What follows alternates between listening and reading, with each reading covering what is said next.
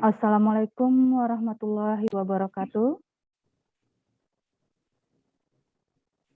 Waalaikumsalam warahmatullahi wabarakatuh. Waalaikumsalam warahmatullahi wabarakatuh. Waalaikumsalam warahmatullahi wabarakatuh. Salam sejahtera dan salam sehat untuk kita semua.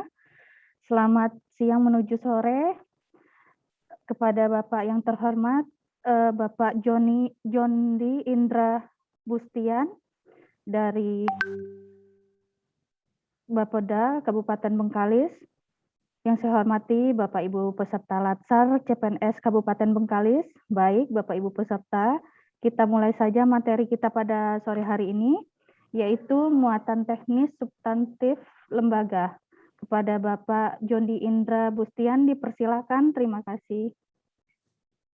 Terima kasih Ibu pembawa acara tadi. Assalamualaikum warahmatullahi wabarakatuh. Waalaikumsalam warahmatullahi wabarakatuh. Warahmatullahi wabarakatuh. Baiklah, pada kesempatan siang hari ini saya akan mencoba menyampaikan tentang konsepsi perencanaan pembangunan daerah dalam pelatihan dasar calon pegawai negeri sipil golongan 3 dan golongan 2. Ini golongan 2 juga ada ikut ya? Izin Pak, ini golongan 3 semua Pak. Golongan 3 semua ya, oke. Iya. Dalam rangka pendidikan untuk pegawai yang baru diterima, baru masuk CPNS kan gitu ya. Jadi pada kesempatan ini kami ingin fokus menyampaikan materi tentang perencanaan pembangunan daerah secara umum. Tentunya secara khusus tentang perencanaan pembangunan daerah di Kabupaten Bengkalis. Dalam rangka kita memahami konsep perencanaan pembangunan daerah itu tentu kita harus tahu definisi-definisinya. Nah, perencanaan adalah suatu proses untuk menentukan tindakan masa depan yang tepat melalui urutan pilihan dengan memperhitungkan sumber daya yang tersedia. Artinya perencanaan itu bicara tentang cara untuk menentukan tindakan yang tepat. Dan dengan memperhitungkan sumber daya yang tersedia. Sumber daya itu artinya bisa dana, bisa sumber daya manusia, sehingga perencanaan itu tidak boleh jauh melebihi kapasitas yang kita punya. Jadi perencanaan itu harus real, harus terukur, sesuai dengan kemampuan kita. Nah, kemudian pembangunan didefinisikan sebagai pemanfaatan sumber daya yang dimiliki untuk peningkatan kesejahteraan masyarakat yang nyata baik dalam aspek pendapatan, kesempatan kerja, lapangan berusaha, akses terhadap pengambilan kebijakan, berdaya saing maupun peningkatan sumber daya manusia. Jadi pembangunan itu tuh pada keywordnya adalah upaya untuk peningkatan kesejahteraan masyarakat. Kemudian perencanaan pembangunan adalah suatu proses perumusan alternatif atau keputusan-keputusan yang didasarkan pada data-data dan fakta-fakta yang akan digunakan sebagai bahan untuk melaksanakan suatu rangkaian kegiatan aktivitas kemasyarakatan, baik yang bersifat fisik, material maupun non-fisik, mental dan spiritual dalam rangka mencapai tujuan yang lebih baik. Nah, itu secara lebih lengkapnya perencanaan pembangunan. Tapi secara sederhana, merencana itu kan memang memilih apa yang kita lakukan untuk mencapai tujuan. Nah, kalau kita memang merencanakan pembangunan, berarti untuk mencapai tujuan pembangunan. Itu secara lebih ringkas. Kalau kita baca definisi ini memang terlalu panjang, kadang-kadang kita kehilangan substansi yang Nah, ini kalau digabungkan perencanaan pembangunan daerah, tentu fokusnya ke daerah.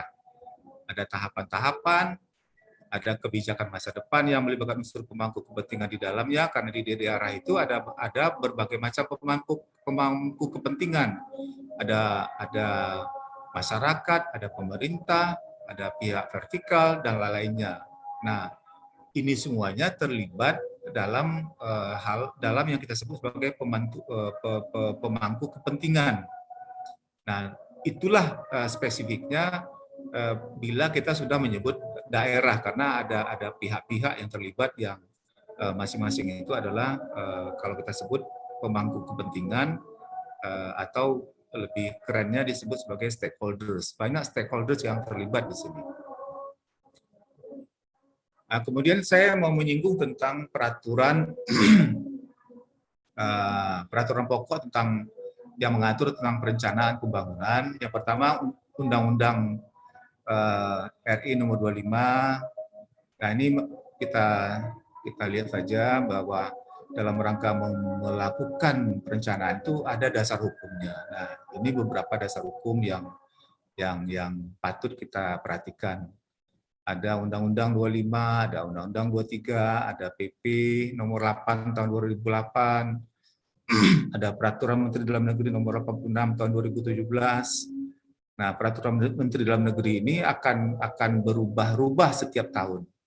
Kalau tahun 2017, 2017. Kalau 2018, 2018 akan disesuaikan dan ada penajaman. Kemudian, nah, perencanaan itu dapat juga disebut suatu arsitektur perencanaan yang melibatkan organisasi. Jadi, kalau kita bisa bicara perencanaan, yang pertama kita harus ada visi ke depan. Setelah ada visi, kemudian ada misi. Ada misi. Misi itu adalah cara untuk mencapai visi. Kemudian dalam rangka mencapai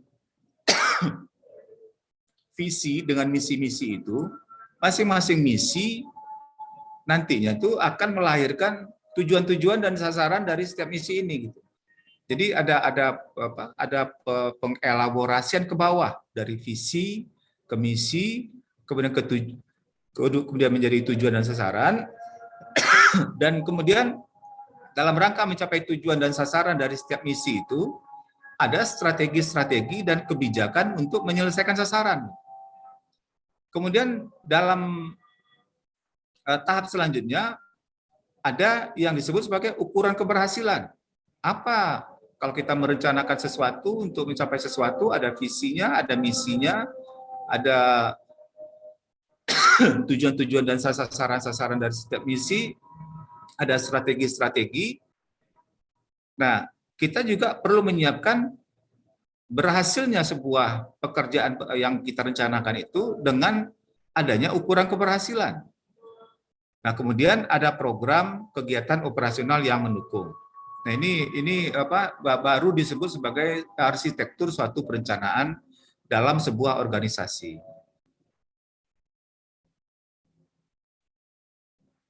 Nah, kalau kita bicara visi, di sini ada banyak definisi yang kita bisa baca. Visi itu bisa citra nilai dan kepercayaan yang ideal. Visi apa? Visi itu adalah gambaran masa depan yang ingin kita capai. Visi adalah gambaran masa depan organisasi yang realistis, kredibel, dan atraktif.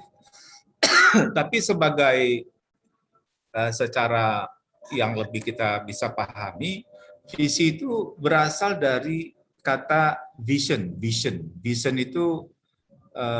Vision itu kalau kita bahasa Inggrisnya adalah hasil dari kita memandang ke depan. Jadi kalau kita memandang ke depan, tentunya kalau orang memandang itu tidak sedang tidur. Tentunya kalau kita memandang sesuatu yang jauh ke depan, kita berada dalam keadaan yang sadar, yang berpikir, melihat kekurangan dan kelebihan kita, dan bisa memperkirakan apa yang akan kita capai. Karena itulah visi itu bukan mimpi. Kadang-kadang orang masih ada yang mencampurkan antara visi dan disebut sebagai mimpi. Masa kita tidak boleh bermimpi? Nah, ini dalam konteks perencanaan tidak tepat. Kenapa? Karena visi itu adalah hasil dari proses melihat ke depan. Proses melihat ke depan itu adalah proses orang yang sedang bangun, sedang jaga, sedang sadar, gitu. Bukan sedang tidur. Gitu. Kalau kita mengatakan visi itu sebagai mimpi, mimpi itu biasanya kan kalau tidur kita. Jadi itu pentingnya visi. Visi itu adalah bisa menjadi citra nilai, bisa menjadi gambaran masa depan yang ingin kita capai, dan gambaran masa depan organisasi yang relatif kredibel dan atraktif. Dia juga bersifat atraktif.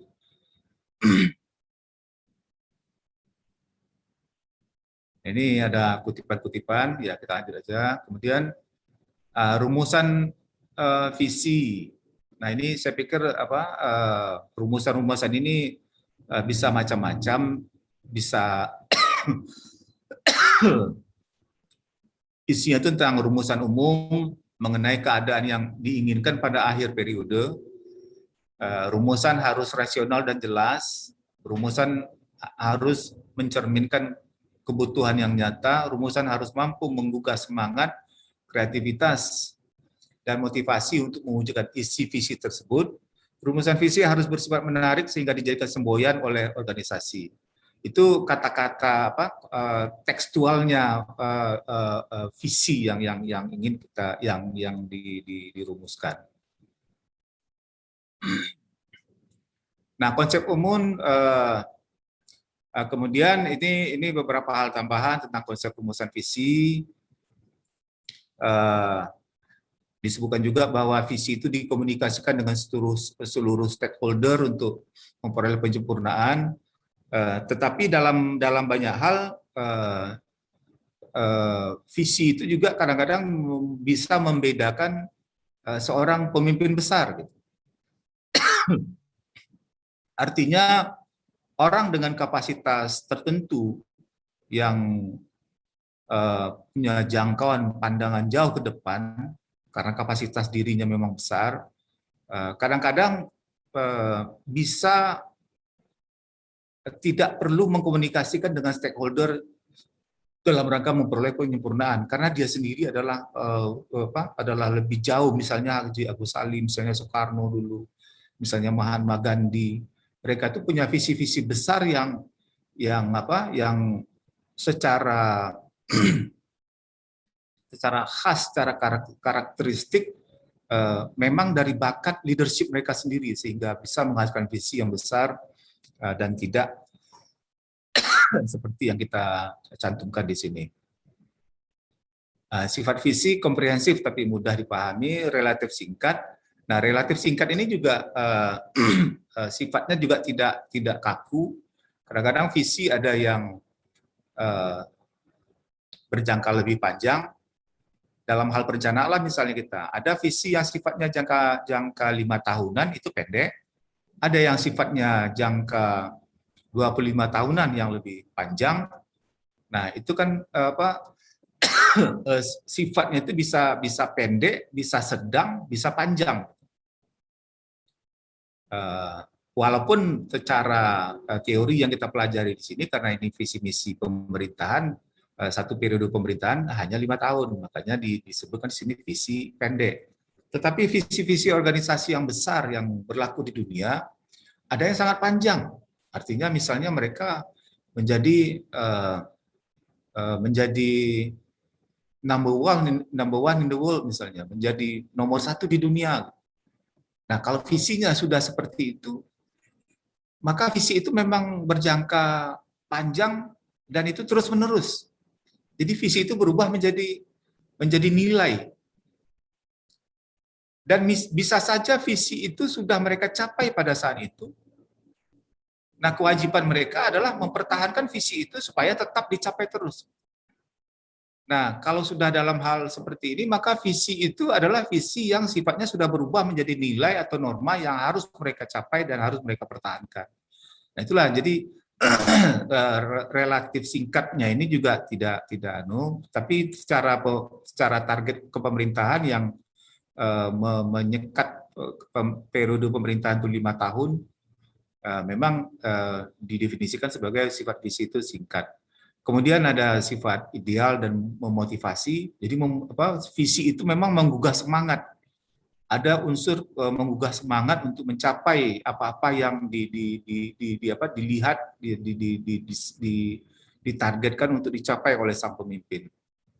Kemudian visi itu memang harus berfokus kepada mutu, membuat kualitas itu membaik. Nah, macam-macam kualitas itu bisa berarti kesehatan, bisa kemakmuran, bisa berarti kesejahteraan, bisa berarti pendidikan yang bagus, dan lain-lain. Kemudian sifat visi itu mengandung nuansa jangka panjang yang umumnya tidak ditentukan. Nah, ini yang saya bilang tadi bahwa nuansanya jangka panjang, tapi jangka waktunya di sini singkat. Lanjut. Kemudian, nah, kita masuk sekarang ke Bengkalis sebagai contoh. Bengkalis ini sekarang dengan masa pemerintahan Ibu Kasmarni 2021 sampai 2026, visinya adalah terwujudnya Kabupaten Bengkalis yang bermarwah, maju, dan sejahtera. Jadi kita melihat bahwa Kabupaten Bengkalis itu dalam beberapa tahun ini harus menjadi kabupaten yang bermarwah, harus maju, dan harus sejahtera. Itu visinya. Itu gambaran yang kita lihat. Dan kita yakini bisa kita capai dengan seluruh sumber daya dan kapasitas yang ada pada kita. Nah, dalam rangka mencapai visi ini, maka mission itu kan tugas, cara melakukan yang akan kita lakukan. Kalau kita lihat di sini visi terwujudnya, bahasanya bahasa terwujudnya, bahasa keadaan yang dicapai. Pada saat misi bahasanya mewujudkan. Jadi bahasa pekerjaan, bahasa mengerjakan.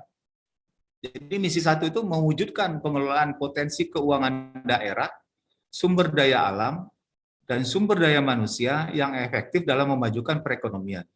Artinya misi 1 ini bicara tentang potensi keuangan daerah. Potensi keuangan daerah itu berhubungan juga dengan bagaimana potensi sumber daya alam kita dikembangkan dan sumber daya manusia yang efektif dalam mengajukan perekonomian kita. Nah, kita yakin kalau kita bisa mengelola potensi keuangan daerah, sumber daya alam dan sumber daya manusia yang efektif dan memajukan perekonomian, maka kita yakin bahwa Kabupaten Bengkalis yang bermarwah itu semakin dapat terwujud. Jadi misi ini adalah cara mencapai apa-apa yang kita sebutkan di visi.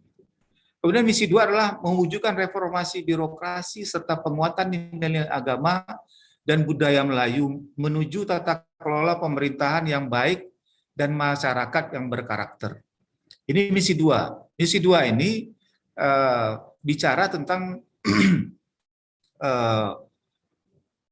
aparatur birokrasi kita yang perlu direformasi, kemudian kita perlu memperdalam dan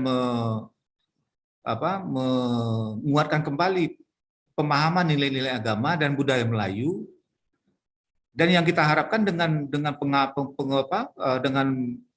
pemahaman dan penguatan nilai agama dan budaya Melayu itu tata kelola pemerintahan yang baik dan masyarakat juga bisa berkarakter. Hal ini menjadi bagian juga dari terwujudnya Kabupaten Bengkalis yang bermarwah dan maju dan sejahtera itu. Kemudian misi 3 mewujudkan penyediaan infrastruktur yang berkualitas dan mengembangkan potensi wilayah perbatasan untuk kesejahteraan rakyat. Kita yakin bahwa tidak akan ada Kabupaten Bengkalis yang bermarwah bila fasilitas penyediaan infrastrukturnya masih rendah. Dan wilayah perbatasannya juga masih terisolir. Karena itulah ini menjadi hal-hal yang menjadi acuan kita untuk kita capai dalam rangka mewujudkan visi dan misi Kabupaten Bengkalis. Nah, ini contoh tentang visi dan misinya Kabupaten Bengkalis itu sendiri. Nah, ini tambahan-tambahan keterangan tentang misi adalah apa gitu kan. Nah, tadi sudah saya jelaskan tentang misi secara umumnya. Misi adalah penjabaran, misi adalah deskripsi tujuan, misi adalah tahapan-tahapan atau langkah-langkah yang harus dilalui. Yang dituliskan dalam satu kalimat, maka misi akan dijabarkan dengan beberapa kalimat yang mudah untuk dipahami oleh siapa saja yang melihatnya. Nah, saya pikir ini rumusan misi sudah bisa kita pahami tadi dari keterangan saya tadi bahwa misi itu memang merupakan cara untuk mencapai dari visi yang telah kita tetapkan. Jadi sifat misi itu menunjukkan dengan jelas komitmen pemerintah daerah dalam rangka mewujudkan visi daerah. Jadi tentu kalau kita menunjukkan komitmen yang jelas dalam rangka mewujudkan, tentu keterkaitannya harus jelas. Jangan visinya ingin bermarwah, tapi misinya menunjukkan cara ke arah sana. Ini semuanya sudah lebih diperjelas, disusun dengan memperhatikan faktor-faktor lingkungan strategis, eksternal dan internal. Jadi dalam sifat misi itu, dia tidak melupakan faktor-faktor di lingkungan strategis eksternal dan internal. Artinya kita harus memahami faktor-faktor lingkungan linstra. Linstra itu kan lingkungan strategis di daerah kita hidup di mana apa hal-hal strategis yang sifatnya kekuatan kita di dalam, apa lingkungan strategis yang sifatnya merupakan hal-hal faktor dari luar. Kalau dari eksternal itu faktor-faktor dari luar, bagaimana tetangga kita, bagaimana potensi-potensi pengembangan di luar, bagaimana daerah-daerah saingan kita, daerah-daerah yang bersaing dengan kita misalnya. Nah, itu perlu kita perhatikan semuanya. Saya pikir selanjutnya bisa kita pahami mengandung rumusan yang lebih luas dan mengandung rumusan yang lebih luas dan skala prioritas untuk menangani prioritas pembangunan 5 tahun selama 20 tahunan. Nah, karena misi itu kalau untuk 5 tahunan itu periode satu masa pemerintahan, sementara jangka menengah, sementara kalau 20 tahun itu jangka panjang.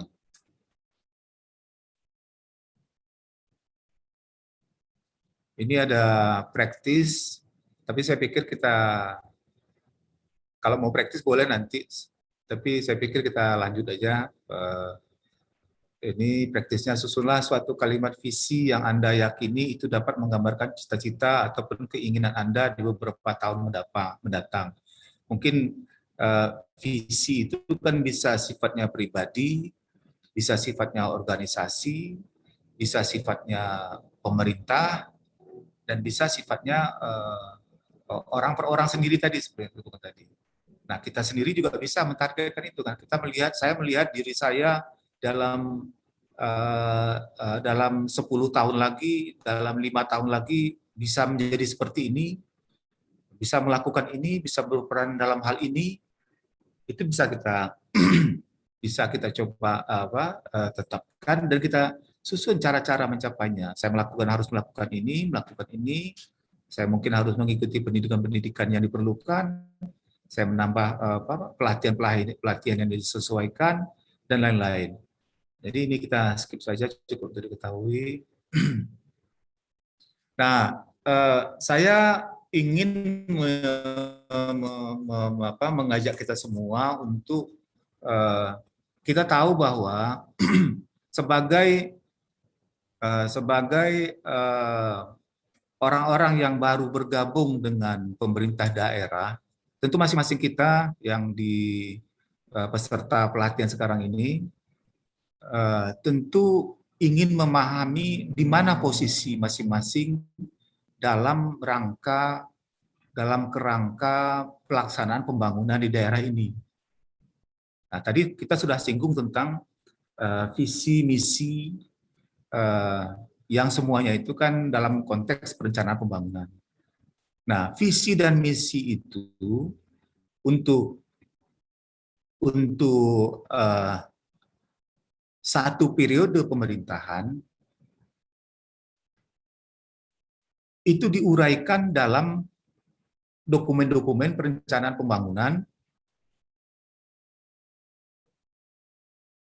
pembangunan daerah.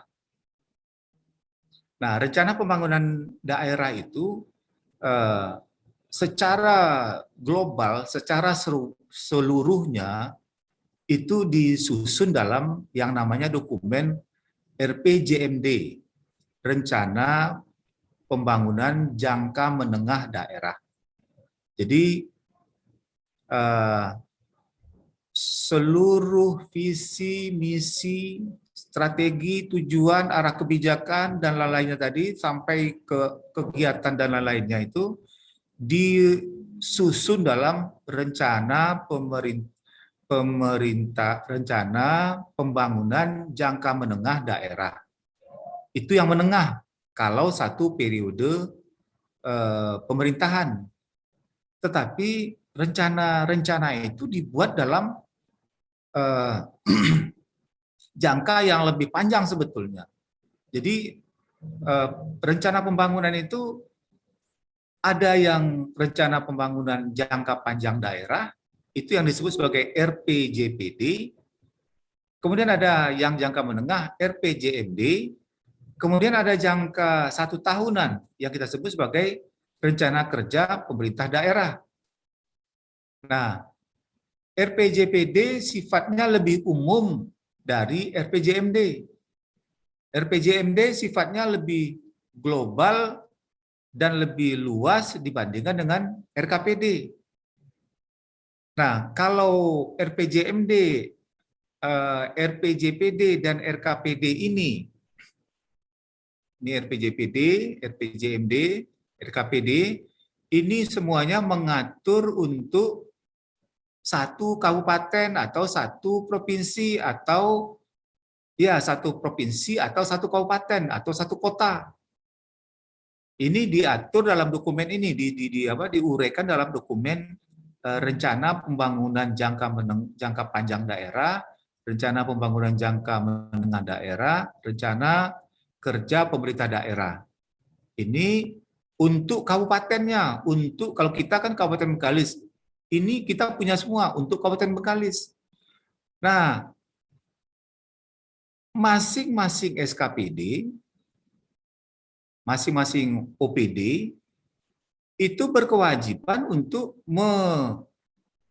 menerjemahkan RPJPD dan RPJMD ini dan RKPD ini dalam lingkup masing-masing OPD, dan itu sesuai dengan peran dan masing-masing dan tanggung jawab masing-masing, tugas pokok dan fungsi masing-masing OPD. Makanya kalau RPJPD tidak ada padanannya di OPD, jadi kan nanti ini peserta pelatihan ini semuanya kan masuk di OPD. Dia berkewajiban untuk, masing-masing OPD itu berkewajiban untuk menyusun rencana strategis yang sifatnya 5 tahun.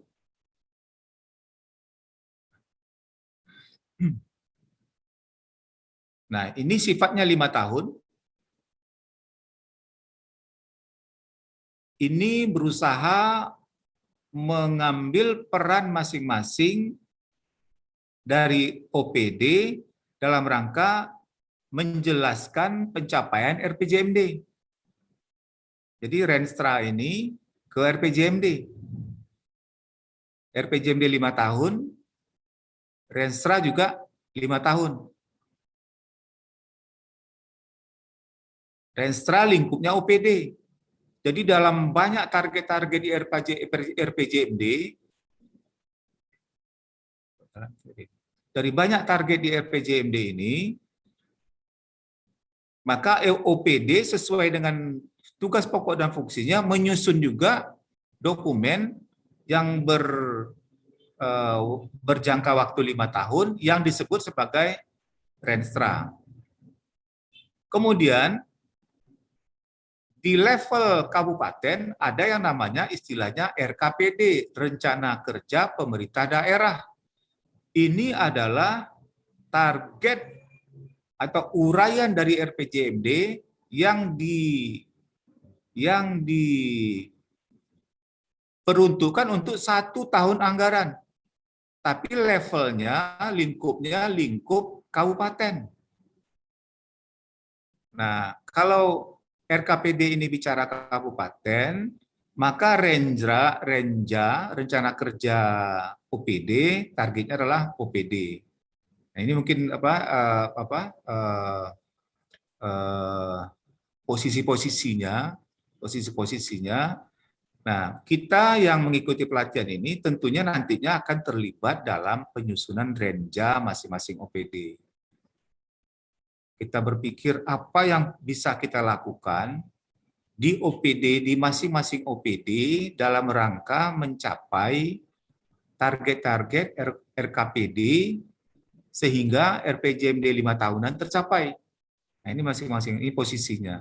Ada Renstra, ada Renja. Nah, ini aturan-aturannya ditetapkan dengan Perda. Jadi RPJMD itu Perda. Paling lama 6 bulan setelah RPJPD periode sebelumnya berakhir. Kalau yang RPJMD ditetapkan Perda paling lama 6 bulan setelah kepala daerah terpilih dilantik. Kalau RKPD ditetapkan dengan peraturan kepala daerah.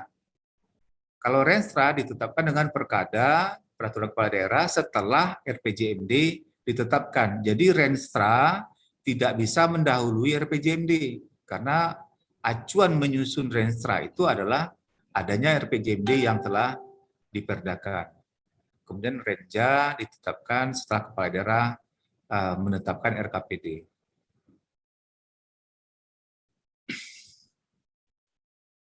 Ini gambaran secara umum lagi bahwa RPJPD, Rencana Pembangunan Jangka Panjang Daerah, merupakan menjadi pedoman dalam perumusan visi, misi, dan program calon kepala daerah.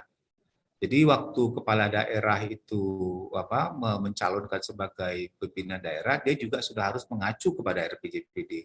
Karena dia adalah bagian dari RPJPD yang berjangka waktu 20 tahun. Artinya bila penyusunan visi misi tidak memperhatikan RPJPD, bisa-bisa nanti visi misi yang disusun jadi pedoman visi-visi ini dalam rangka menyusun RPJMD malah tidak klop dengan RPJPD. Makanya RPJPD itu menjadi pedoman dalam perumusan visi, misi, dan program calon kepala daerah. RPJMD kan yang 5 tahunan tadi, ini sebagai instrumen evaluasi penyelenggaraan pemerintah daerah. Artinya, keberhasilan pemerintah daerah dalam satu periode pemerintahan akan akan menggunakan alat instrumen berupa indikator kinerja utama yang ada dalam RPJMD. Karena RPJMD itu tadi kan kita sebutkan sebagai ada indikator-indikator keberhasilan. Indikator keberhasilan itu adalah itu yang disebut sebagai IKU yang dicantumkan dalam RPJMD. Bila IKU-nya, indikator kerja utama yang ditetapkan dalam RPJMD ini tak tercapai atau jauh dari target yang diatur dalam RPJMD, maka penyelenggaraan pemerintah daerah dianggap tidak berhasil.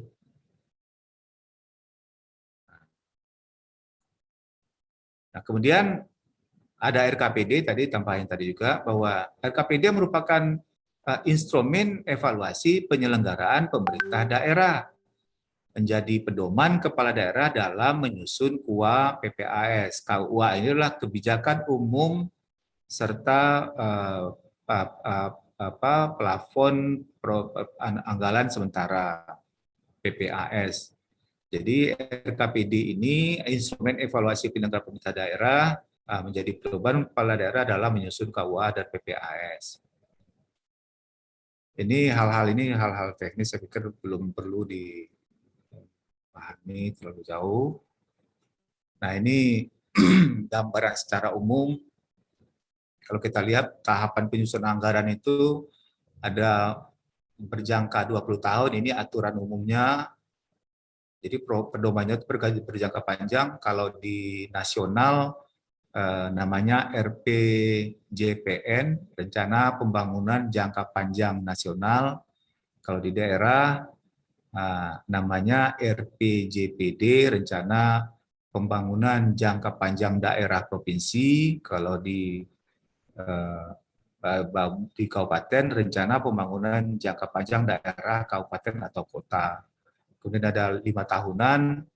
Kalau di pusat namanya RPJMN, Rencana Pembangunan Jangka Menengah Nasional. Kalau di kita di provinsi, Rencana Pembangunan Jangka Menengah Daerah Provinsi. Kalau di kabupaten, RPJMD Kabupaten. Ini secara umum tahap-tahapan penyusunan anggaran. Nah, dalam 1 tahunan namanya RKP. Jadi setiap tahun penyusunan anggaran kan setiap tahun. Setiap tahun itulah ada RKP. RKP ini untuk nasional namanya Rencana Kerja Pemerintah. Kalau di provinsi namanya RKPD Provinsi, Rencana Kerja Pemerintah Daerah Provinsi. Kalau di kabupaten namanya RKPD Kabupaten Kota. Nah, ini tahapan, kemudian ada tahapannya. Saya pikir secara umum gambarannya seperti ini. Ada Renstra SKPD Provinsi. Jadi kalau sudah bernama Renstra, berarti itu 5 tahunan, tapi untuk SKPD.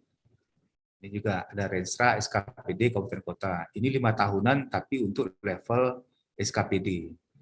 Jadi RPJMD ini akan dicapai dari gabungan seluruh Renstra SKPD Kabupaten Kota. Jadi RPJMD ini kan dia menjadi pedoman untuk Renstra SKPD. SKPD inilah seluruh OPD yang ada di kabupaten. Jadi kalau seluruh OPD di kabupaten sudah mengacu kepada RPJMD, maka masing-masing target yang disusun dalam RPJMD ini akan terbagi habis pada seluruh OPD di seluruh kabupaten kota. Nah, ini di mana kawan-kawan kita yang baru masuk sekarang ini, ya di SKPD, di OPD. Tugasnya apa nantinya? Dalam rangka menyusun renjanya. Setiap tahun dia menyusun renja yang mengacu kepada Renstra. Nah, renja ini tentu disesuaikan dengan target-target program, kebijakan-kebijakan yang dicapai, berapa pagu anggaran, berapa dana yang tersedia, dan lain-lain tentu harus dicocokkan, dan inilah kerja penyusunan anggaran secara umum.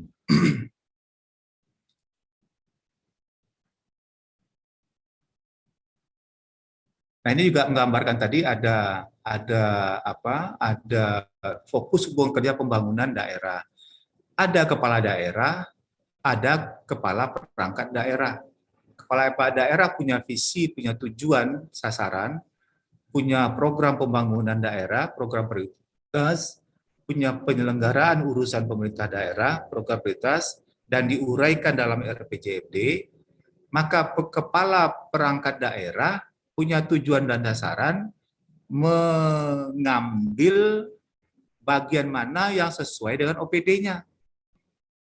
Kemudian tujuan dan sasaran itu diuraikan lagi dalam program prioritas dan kegiatan prioritas.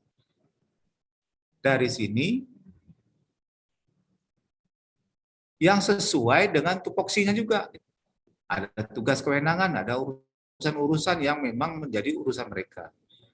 Nah, inilah yang disusun menjadi Renstra perangkat daerah. Renstra tadi kembali adalah berjangka waktu 5 tahun.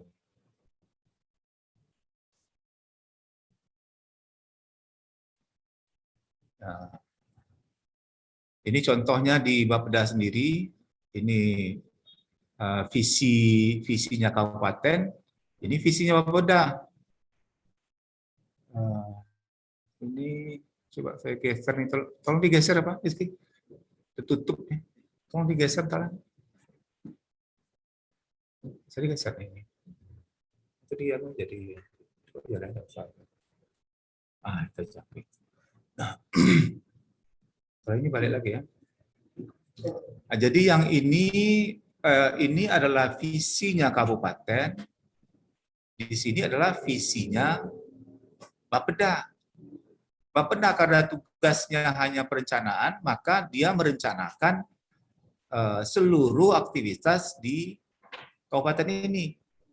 Nah, kalau ini visinya mewujudkan hal ini, maka Bapeda selaku institusi perencana mewujudkan perencanaan Kabupaten Bengkalis yang berkualitas. Itulah visinya. Nah, misinya ada dua, meningkatkan kualitas perencanaan pembangunan daerah dan meningkatkan kualitas data pembangunan daerah. Hanya dua itu visinya di Bapeda.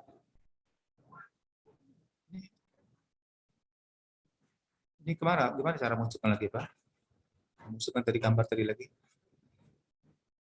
Memasukkan gambar tadi. Hah? Ini. Oh, ini.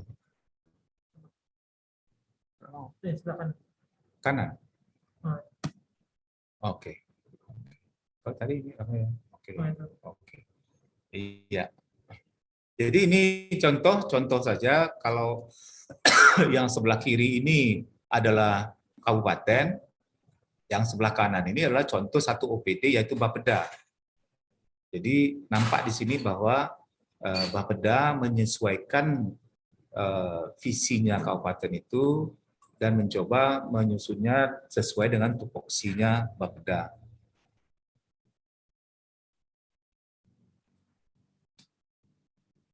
Kok mau geser ya, Pak? Mau pindah nih.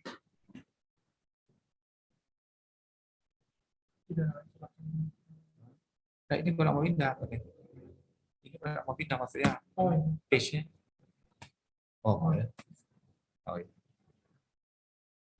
Ini tadi beberapa hal yang saya sampaikan tadi, ini RPJMD 5 tahunan. RPJMD memuat misi kepala daerah, kebijakan daerah, tujuan, strategi, kebijakan umum, program SKPD, program lintas SKPD, program kewilayahan, rencana kerja, dan bersifat dan lain-lainnya. Nah, satu hal yang perlu saya sampaikan di sini bahwa dalam RPJMD tadi kan kita bicara bahwa visi misi lah yang menentukan semuanya. Tujuan yang dicapai itu, yang ingin dicapai itu adalah visi dan misi. Nah, tapi selain itu, karena kita adalah negara kesatuan, maka RPJMD juga memuat kebijakan-kebijakan nasional seperti kebijakan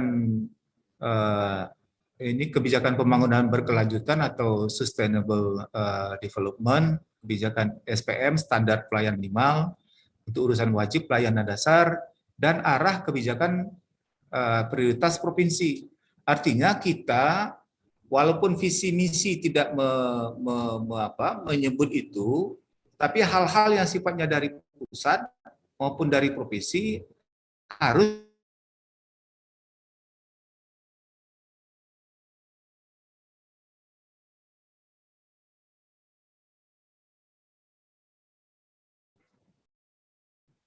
menampung muatan kebijakan-kebijakan tersebut dilakukan dengan cara sinkronisasi dan uji konsistensi. Artinya seluruh arahan seluruh program-program strategis pusat maupun provinsi itu kita kawinkan, kita cross section dengan dengan program prioritas kita, dan itu harus semuanya sudah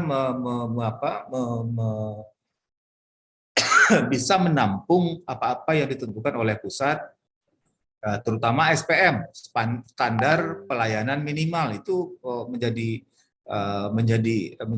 hal-hal untuk RPJMD yang harus kita masukkan sebagai target yang harus dicapai, yang kita sebut sebagai indikator kinerja utama. Saya pikir ini tidak perlu saya bahas lagi, tadi sudah kita sebut.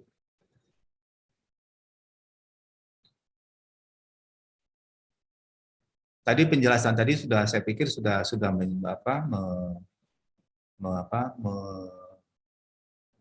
dari diagram tadi sudah kita bahas ini semuanya beberapa definisi ini.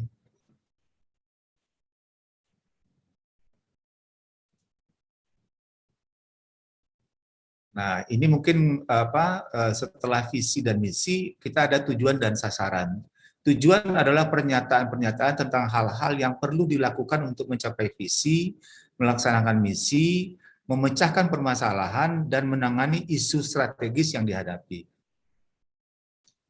Sementara sasaran adalah hasil yang diharapkan dalam suatu tujuan yang diformulasikan secara terukur, spesifik, mudah dicapai, rasional untuk dapat dilaksanakan dalam jangka 5 tahunan ke depan, sasaran-sasaran dan ke depan dan merupakan sasaran-sasaran yang ingin dicapai. Jadi yang saya sebutkan ini semuanya adalah isi dokumen dari RPJMD. Jadi dari isi dokumen dari RPJMD itu ada visi, ada misi, ada tujuan, ada sasaran. Nah ini.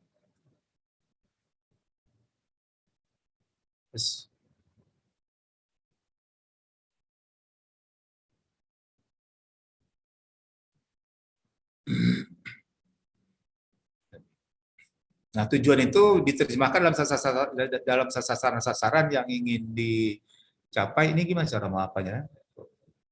Buang ini, Pak. Nutupnya. Ini yang di atas ini. Ini ya, di sini ya. Mau dibuang, Pak. Mau dibuang yang atas ini. Tapi saya. Oh, Tapi ini tertutup, orang nggak baca orang. Jadi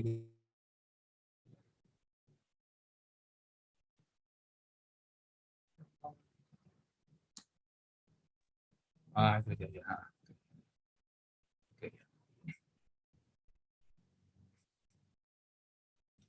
Jadi ini formulasi tentang pernyataan tujuan diterjemahkan dalam sasaran yang ingin dicapai. Jadi satu tujuan itu terdiri dari beberapa sasaran.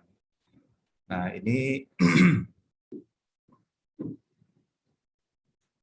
juga tidak mutlak harus terukur, kuantitatif, ataupun tangible, namun setidaknya dapat memberikan gambaran yang jelas mengenai apa yang akan dicapai di masa depan. Itu tujuan. Kemudian perlu memperhatikan, kemudian sasaran yang akan ditetapkan itu perlu memperhatikan indikator kerja sebagai tugas dan fungsi SKPD atau kelompok sasaran yang dilayani, serta profil pelayanan. Harus realistis dan dapat dicapai. Ini apa? Saya pikir jangan diapal apa, biar susah kayak gini. Jangan full apa nih? Jangan full apalah, jangan full layar. Full layar, gitu aja. Nah, lebih bagus ini aja gitu kan.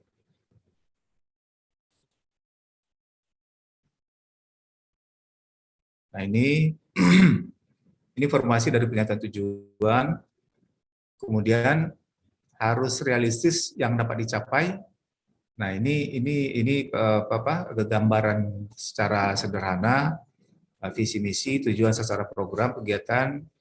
Itu kegiatan itu membutuhkan input, ada output, keluaran, ada hasil, outcome, ada dampak, hasil pembangunan daerah yang diperoleh dari penentuan outcome, apa yang ingin diubah, apa yang ingin dicapai, manfaat yang diperoleh dalam jangka menengah untuk beneficiaries tertentu sebagai hasil dari output.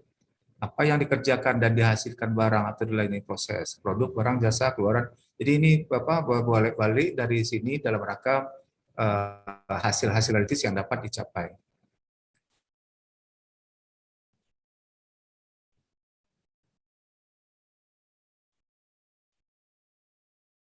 Nah, kemudian tadi realistis tadi itu kalau dalam RPJMD itu contohnya didefinisikan, contohnya kita lihat di sini. Jadi dalam RPJMD itu ada yang namanya indikator kinerja utama. Nah, indikator kinerja utama ini adalah hal-hal yang ingin kita capai dalam masa pemerintahan tersebut. Target-target inilah yang menjadi target dan menjadi ukuran keberhasilan pemerintahan. Dalam RPJMD 2021 sampai 2026 sekarang ini, ada 12 IKU. Nah, IKU ini sebagiannya berhubungan langsung dengan visi misi, namun sebagian juga ada yang merupakan arahan dari pemerintah pusat. Contohnya, visi itu harus ada menyebut tentang pertumbuhan ekonomi. Pertumbuhan ekonomi ini dengan migas. Nah, target kita adalah kita menjadi minus 1,02 di 2022, minus 64 di 2023, minus 25%, minus 0,25 di 2024, dan begitu selanjutnya. Dan kita baru positif di tahun 2025. Ini perkiraan AP, perkiraan target-target pertumbuhan ekonomi dalam RPJMD kita. Kemudian poin nomor 2 ini adalah kita sendiri yang memunculkan angka ini, target indikator ini, karena kita tahu bahwa sebagai daerah penghasil migas, ekonomi kita sangat ditentukan oleh migas. Nah, karena itu sementara migas itu tuh adalah migas itu adalah kewenangan dari pemerintah pusat. Jadi apapun yang dilakukan oleh pemerintah kabupaten tidak banyak pengaruhnya terhadap pencapaian pertumbuhan ekonomi dengan migas. Karena itu kita memunculkan indikator sendiri yang namanya indikator pertumbuhan agregat sektoral di luar migas. Artinya migas tak dimasukkan dalam pertumbuhan ekonomi ini. Nah, di sini kita lihat kinerjanya jauh lebih bagus. Kenapa? Karena ini memang dalam kontrol pemerintah kabupaten. Sektor-sektor ini memang bisa kita atur, bisa kita fasilitasi, dan bisa kita intervensi secara umum. Sedangkan sektor migas tak bisa kita atur karena kewenangan dan pengaturannya semuanya ada di pemerintah pusat. Bengkalis dalam hal ini adalah daerah yang pertumbuhan ekonominya itu sangat dipengaruhi oleh migas. PDRB, jadi pembentuk pertumbuhan ekonomi itu adalah PDRB. PDRB kita itu lebih 55% datangnya dari migas. Jadi kalau migas ini belum tumbuh, apalagi kita tahu kemarin bahwa Chevron kan akan exit.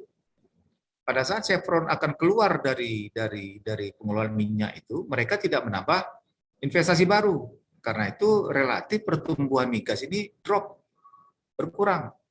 Karena pertumbuhannya menurun dan investasi baru tidak ada, dia negatif. Dan dia adalah pembentuk pertumbuhan ekonomi terbesar, 50% kontribusinya terhadap pertumbuhan ekonomi di Bengkalis. Makanya angka ini memang jadi besar dan baru positif di tahun 2025 perkiraan kita. Tapi kalau kita menggunakan pertumbuhan agregat sektoral di luar migas, maka tahun 2021 saya sudah positif pertumbuhan ekonominya, 1,25 di 2022, 1,75 di 2023, dan seterusnya. Kemudian IPM ini harus menurut arahan pusat, indikator ini harus. Kemudian rasio PAD terhadap total pendapatan. Nah, tadi kan kita ingat bahwa salah satu misi kita adalah, mana kita lihat tadi di sini,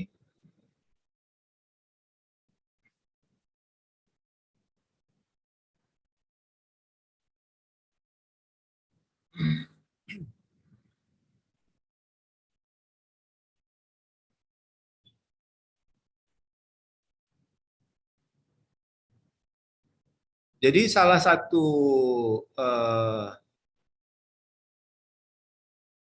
mana tadi? Ya, enggak lupa saya. Jadi tadi dalam di misi kita ingin memperbaiki kita ingin memperbaiki kemandirian keuangan. Kita ingin Bengkalis ini yang sudah berapa puluh tahun sejak otonomi daerah, dana bagi hasilnya itu meningkat besar. Tapi kelemahan kita sampai saat ini adalah PAD kita itu kecil. Pendapatan asli daerah itu kecil.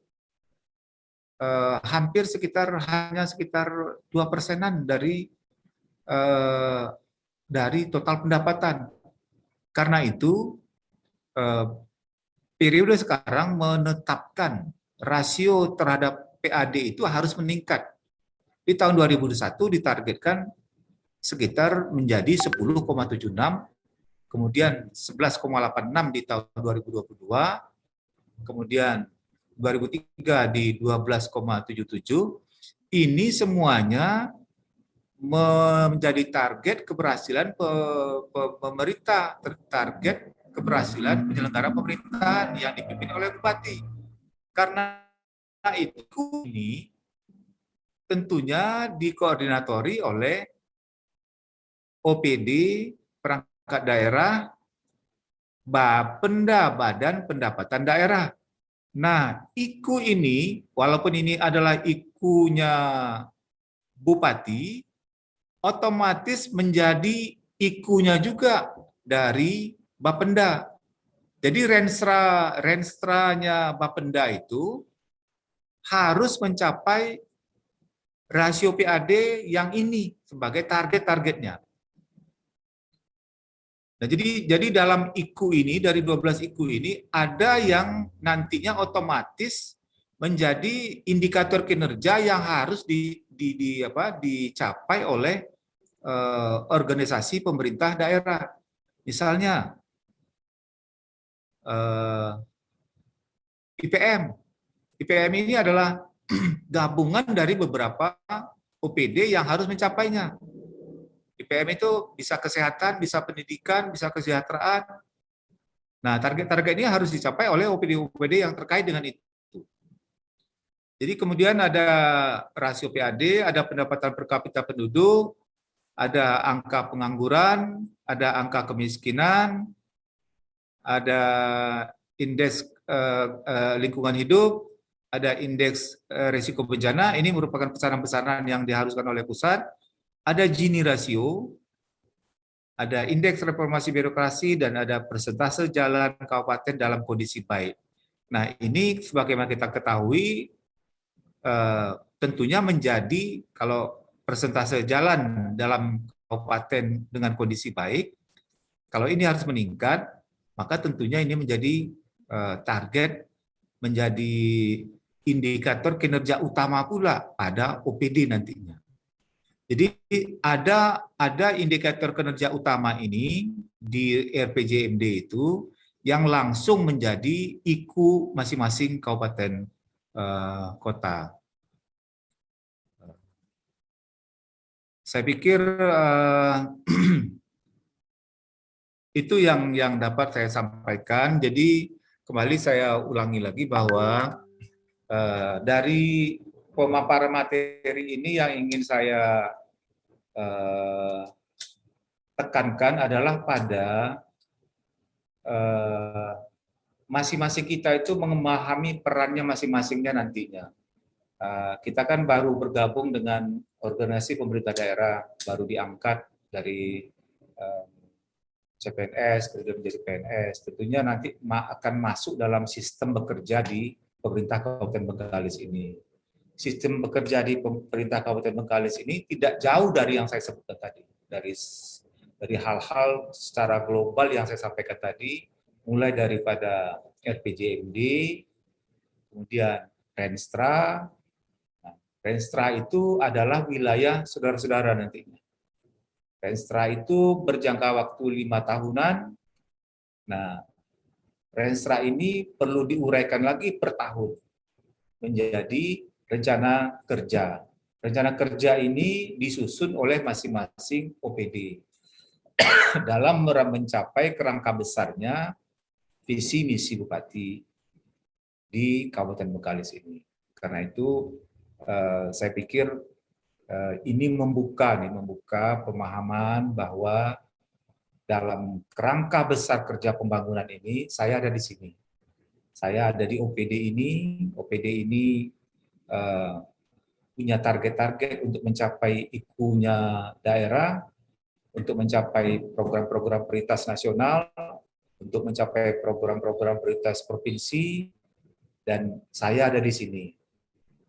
Saya adalah bagian kecil dari sebuah kerangka besar yang baru bisa dicapai apabila seluruh bagian kecil tadi bahu-membahu, serius, fokus kepada tugas pokok dan fungsinya, sehingga benar-benar memahami peran masing-masing. Artinya OPD itu punya banyak orang, masing-masing orang punya beban kerja masing-masing beda-beda, dan beban kerja masing-masing itu memberikan kontribusi terhadap pencapaian pembangunan di kabupaten ini. Jadi itu mungkin yang dapat saya sampaikan. Barangkali ada pertanyaan-pertanyaan. Kalau ada pertanyaan bisa kita diskusi. Masih ada waktu hampir 20 menit lagi ya. Ya, silakan Ibu moderator. Saya kembalikan kepada Ibu. Kalau ada diskusi, pertanyaan.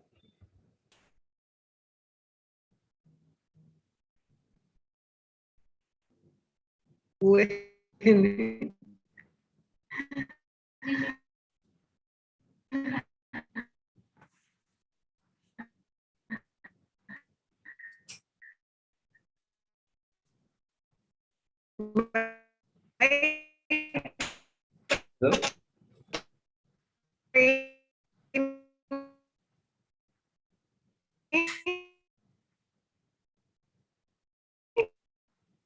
Dok.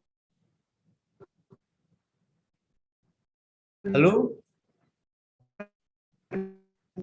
Suaranya kurang jelas.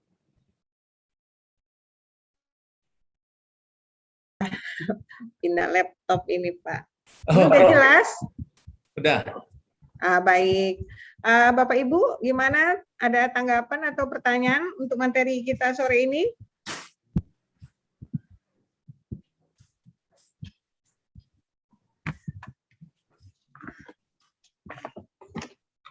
Kayaknya udah ngantuk ini, Pak. Izin bertanya, Pak. Udah dari pagi, Pak, Zoom-nya, Pak. Iya, paham. Ya. Kalau Zoom ini kan nggak nampak langsung, jadi kadang-kadang suasananya itu memang jadi agak dingin-dingin aja. Ya, Pak. Izin bertanya, Pak. Ya, silakan. Terima kasih, Pak. Tentang yang Bapak sampaikan tadi, ada yang masalah arsitektur perencanaan, Pak. Di Ya. situ salah satunya adalah ukuran keberhasilan. Ya. Jadi kalau misalnya, contohnya kan perencanaan bangunan fisik, ukuran keberhasilannya itu di mana, Pak? Apakah selesai tepat waktu, terus selesai sesuai bentuk, itu sudah dinyatakan sebagai ukuran keberhasilannya? Karena ada beberapa bangunan fisik yang selesai dibangun, tetapi karena suatu hal belum dimanfaatkan atau belum tepat guna peruntukannya, Pak. Terima kasih, Pak. Satu-satu. Dijawab satu-satu, Bu, ya. Boleh, Pak, dijawab langsung.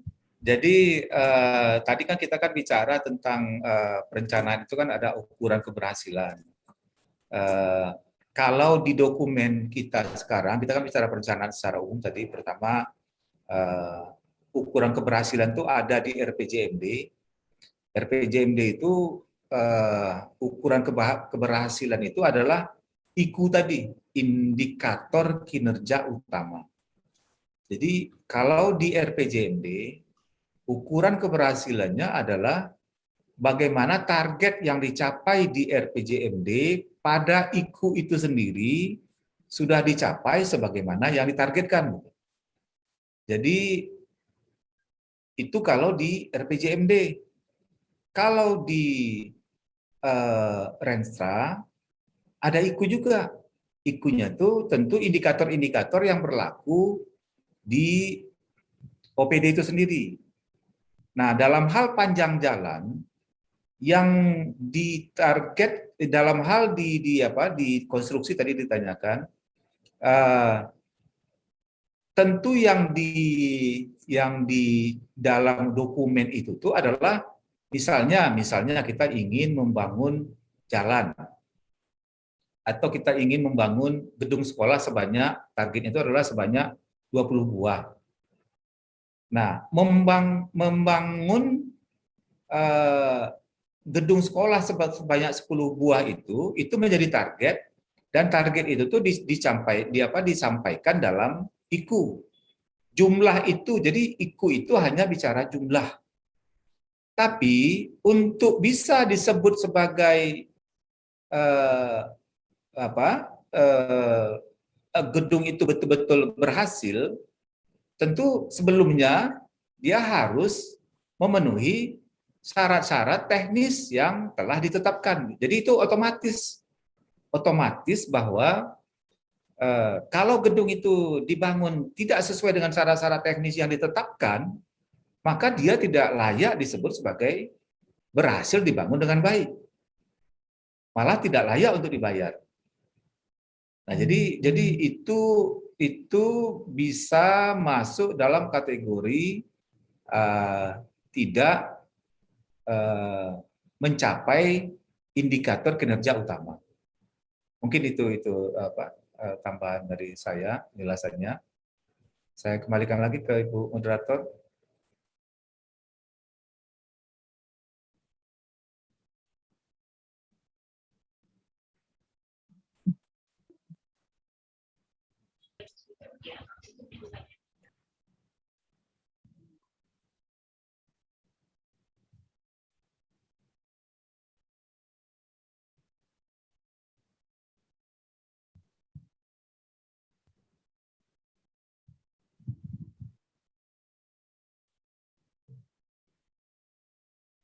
Halo, Bu Moderator. Baik, Pak. Bagaimana Bapak Ibu? Izin nanya, Pak. Oke, silakan.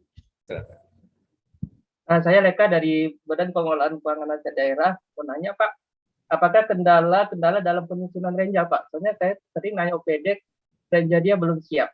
Mungkin itu aja yang bisa saya tanyakan, Pak. Kendala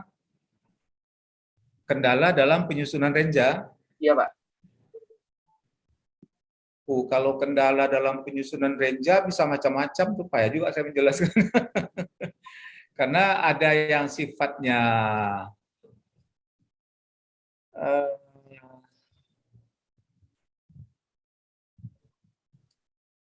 sebetulnya kalau kita sudah ini secara faktual di lapangan, kadang-kadang dalam kita menyusun renja itu ada arahan-arahan kebijakan dari pemerintah di atas kita yang terlambat kita terima.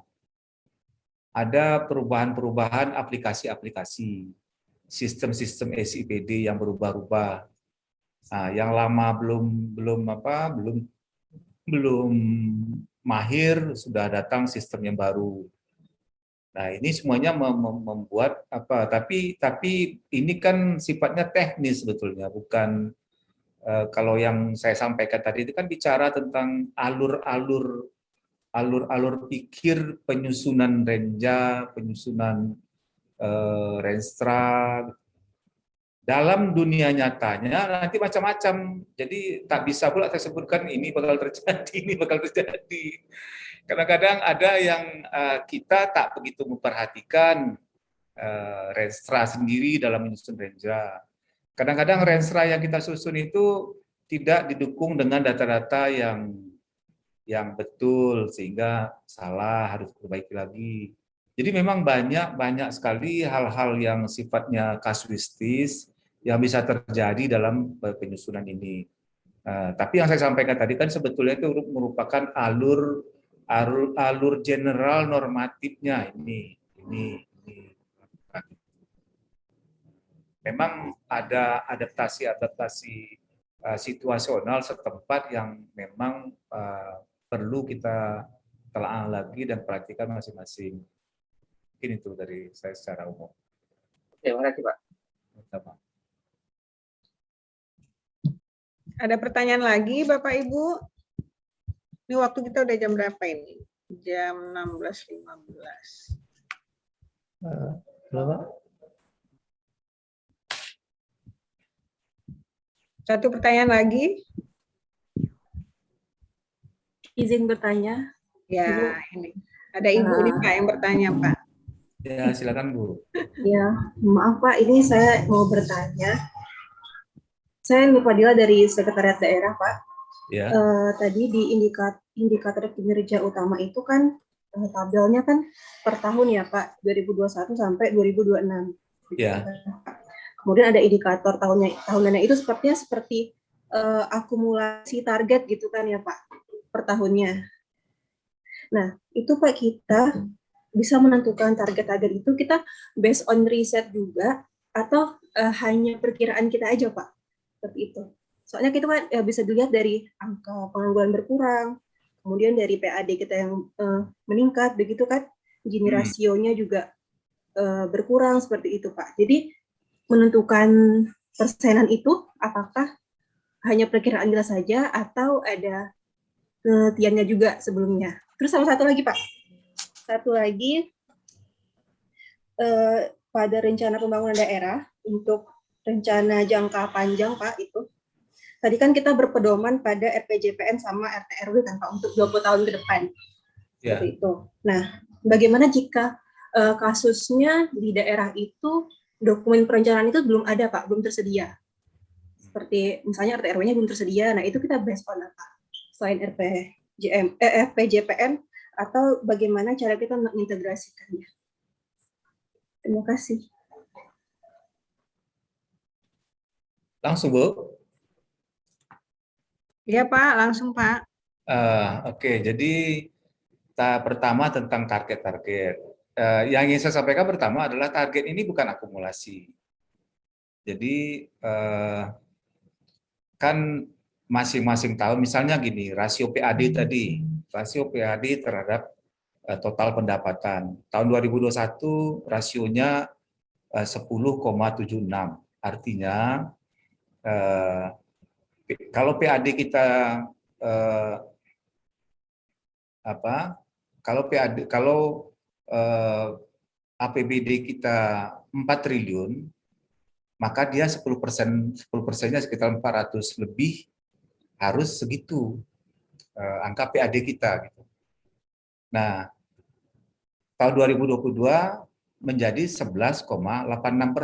Artinya kalau kita APBD kita 4 triliun total pendapatannya, maka dia 11,86-nya berarti sekitar hampir 500 gitu. 400 berapa gitu. Jadi ini adalah target-target yang dicapai dengan mengacu kepada visi dari bupati yang ingin mewujudkan kemandirian keuangan daerah. Jadi kalau keuangan kita mandiri, maka PAD-nya harus naik. Perbandingan rasio PAD terhadap total pendapatan itu harus naik terus. Sampai ke level tertentu, bisa sampai nantinya sampai 50%. Artinya kalau APBD kita, pendapatan kita 4T, maka diharapkan itu bisa betul-betul mandiri itu kalau bisa sampai di atas 50%. Kita kan masih belum nih, masih di bawah. Nah, apakah ini ditargetkan atau ada cara-cara ngitungnya? Ini ditargetkan. Jadi ada yang sifatnya itu ini ditargetkan dengan keyakinan kita bahwa kita punya kapasitas untuk bisa meningkatkan itu. Dan ini menjadi karena ini sudah IKU-nya bupati dan IKU ini menjadi dasar keberhasilan pemerintahan ini, maka ini wajib menjadi IKU-nya Bapenda juga. Karena yang urusan pendapatan ini adalah Bapenda. Maka Bapenda selaku koordinator pendapatan wajib mengambil langkah-langkah dan kebijakan-kebijakan yang bisa mendukung pencapaian target ini. Dan ini memang dengan diskusi yang panjang. Kalau dibilang ada rumus, tak ada rumus. Tapi ini kebijakan. Inilah imperatif sifatnya. Dan kita yakin bisa tercapai, bisa lebih. Nah, ini secara umum tidak ada keharusan aturan yang mengaturnya gitu. Ini lebih kepada keyakinan kita melihat kecenderungan selama ini, dan kita melihat juga perkembangan ekonomi global, perkembangan eksternal gitu. Tentu banyak faktor-faktor yang memperhatikan yang pengaruhinya, dan itu sudah dicatat. Dan kalau kita sekarang kan ini kan yang peserta ini kan semuanya adalah bagian dari OPD yang tugasnya melaksanakan ini gitu. Jadi enggak usah terlalu dipikirkan kenapa ini begini, kenapa ini begini. Ini sekarang sudah menjadi dokumen yang harus kita capai dan harus kita laksanakan. Kalau kebetulan IKU itu menyangkut OPD kita, maka otomatis itu menjadi IKU-nya OPD kita. Jadi masing-masing kita di sini, kalau misalnya ada yang dari Bapenda, dia sudah otomatis wajib mencapai target-target rasio ini. Menjadi bagian dari pencapaian target itu. Karena yang mengurus pendapatan itu adalah Bapenda.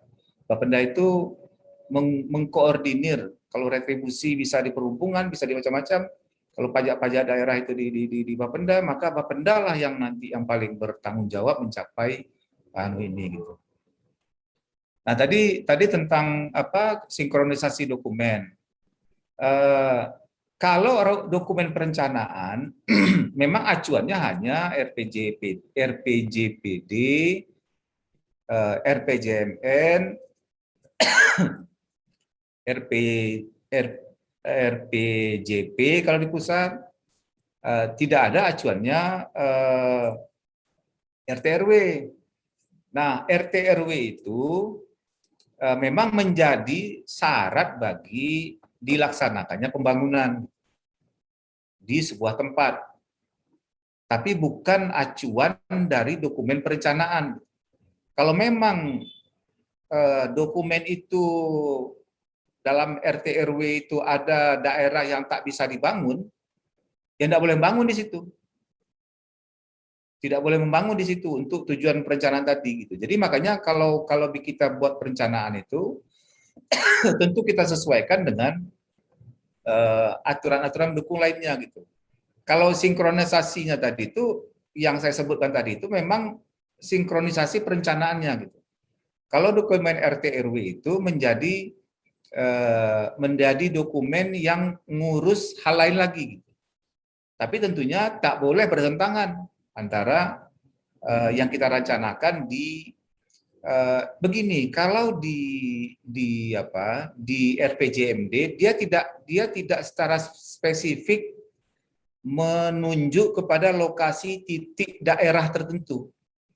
Tidak ada daerah di sini yang posisi yang di situ mau kita bangun. RPJMD kan tidak, dia hanya meletakkan program-program. Nah, sementara RT/RW itu bicara tentang pembagian zona-zona wilayah. Di sini kawasan hutan tak boleh dibangun. Ya kan RPJMD dan Renstra kan tak bicara tentang wilayah secara spesifik di sebuah titik.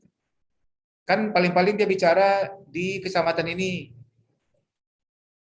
Nah, kalau di kecamatan ini itu tentu dia memilih di kecamatan itu yang tidak ada kawasan hutannya gitu. Artinya RPJMD kan tidak menunjuk kepada titik tertentu yang mungkin bermasalah secara RT/RW gitu. Jadi RT/RW itu memang harus kita selesaikan, dan memang dalam proses kita juga sudah hampir selesai RT/RW kabupaten kita. Mudah-mudahan tidak ada masalah-masalah lagi yang mengganggu, sehingga itu bisa kita minimalisir masalah-masalah yang ada tentang hal tersebut. Mungkin itu dari saya. Masih ada 6 menit lagi kalau ada pertanyaan.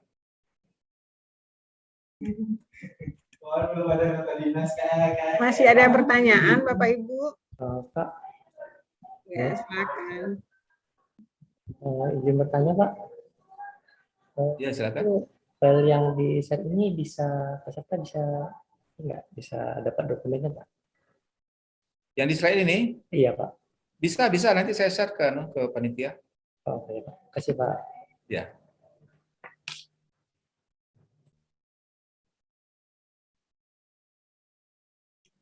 Baik, Bapak Ibu, kalau sudah tidak ada pertanyaan lagi, materi sore ini kita cukupkan sampai di sini.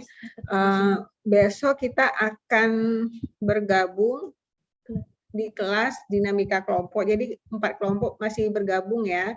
Jadi 1 kelas dulu. Nanti pada sesi kedua baru kita belajar berkelompok dengan WI masing-masing yang udah ditunjuk untuk Bapak Ibu. Ya. Besok kita masih di Zoom ya Bapak Ibu ya. Nanti akan diinfokan di WA kelas ID Zoom-nya. Baik, ada lagi? Bu Sukma ada. Ini ada Ibu Emma. Ya. Oh gitu. Baik. Oke, untuk kelas A masih tetap di sini dulu ya, karena ada informasi dari PIC kelas A untuk pembelajaran besok. Kepada Pak Joni Sebentar Bu, tadi kan ya? sebentar Bu, ya. Ya, Pak. Tadi kan ada yang minta minta apa? Oh, Minta materi. Apa ini sudah di-save langsung atau perlu saya kirim lagi ke bisa di-share ke PIC Bengkalis ya Pak. Kebetulan kita PIC provinsi Pak. Nanti di sini ada. Okay. Ya. Mungkin dengan Pak Evan atau Pak Heri nanti Pak. Oke, baik. Ya, makasih. Saya izin Pak Joni. Ya, sama-sama. Ya. Baik Bapak Ibu, untuk yang kelas A kita stay di sini dulu dan kelas B boleh live dari Zoom ya.